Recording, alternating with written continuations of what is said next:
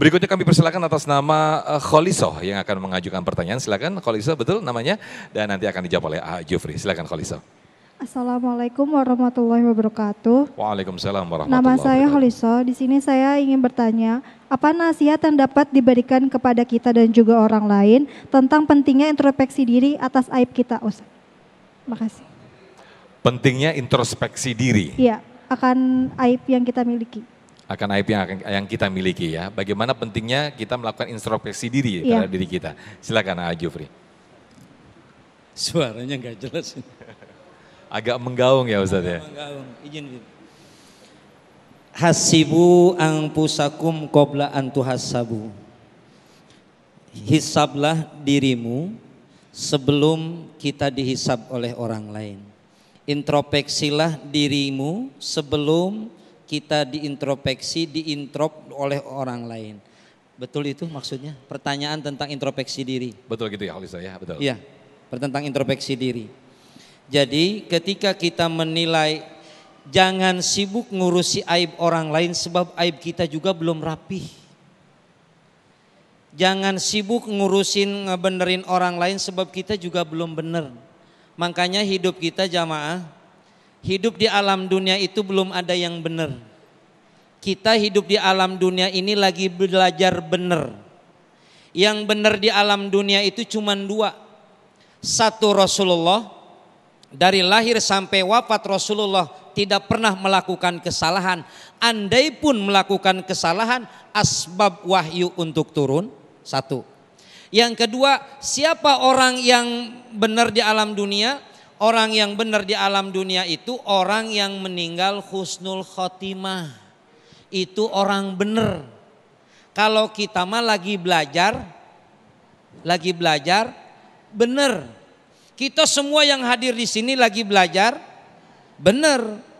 Mudah-mudahan ntar jadi orang benar. Kumpul di tempat yang benar, mendengarkan tausiah yang benar, di acara TV yang benar, dari ustadz yang kelihatan kayak orang benar. Kenapa saya katakan kayak orang benar? Ini kayak orang benar. Kenapa kayak orang benar? Yang tahu benar yang salahnya adalah pribadi saya dan Allah. Kenapa hadirin jamaah sekalian bisa memandang saya dan takjim hormat kepada saya juga, mohon maaf izin kepada Habib. Kenapa? Sebab Allah tutup punya kejelekan saya. Allah tutup izin kita punya aib. Makanya Allah tutup kita punya aib. Semuanya jamaah yang di luar, yang di pemirsa di Damai Indonesia mau ngedengerin, mau nonton, yang hadir di sini mau cengok, mau ngeliatin, mau ngedengerin. Kenapa? Sebab aib saya ditutup. Jadi saya kayak orang benar. Sebab kita lagi belajar benar, makanya jangan merasa jadi orang. Kalau orang ngaku benar sebenarnya mah enggak. Orang enggak benar ngaku enggak benar, ngaku benar lebih enggak. Jadi acara kita karena kita belum jadi orang benar, lagi belajar. Ntar kalau meninggal husnul khotimah baru jadi orang. Mau menjadi orang benar? Silahkan pulang dari sini. Ya, wallahu a'lam. Baik, terima kasih Ustaz Rustandi atas jawabannya. Mungkin bisa melengkapi Habibana. Bagaimana ketika sebetulnya apa maksud dan juga irodah atau kemauan dari Allah Subhanahu wa taala ini Habib, ketika Allah itu menutupi aib hambanya. Padahal kan bisa saja Allah langsung menegur, Allah langsung memberikan kutukan seperti hamba-hamba Allah yang sebelum-sebelumnya. Bagaimana kaum Nabi Lut langsung ditimpakan gunung, kemudian langsung diberikan hukuman yang luar biasa sekali. Ini sebenarnya maksud Allah seperti apa ketika Allah menutupi aib-aib kita dan keburukan kita? Habibana, fadal. Iya baik, iya bismillahirrahmanirrahim sambil duduk ya. Jadi Fadal, Habib. ada satu hadis bunyinya begini.